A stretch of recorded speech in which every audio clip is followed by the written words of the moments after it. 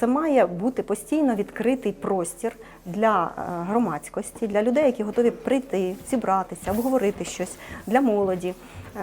для будь-кого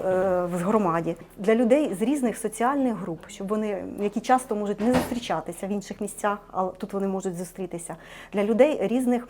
фізичних можливостей. Тобто і грантодавець так вимагає, і це наш погляд, що має бути архітектурна доступність, щоб усі люди, незалежно від їх фізичних можливостей, могли дістатися цього центру.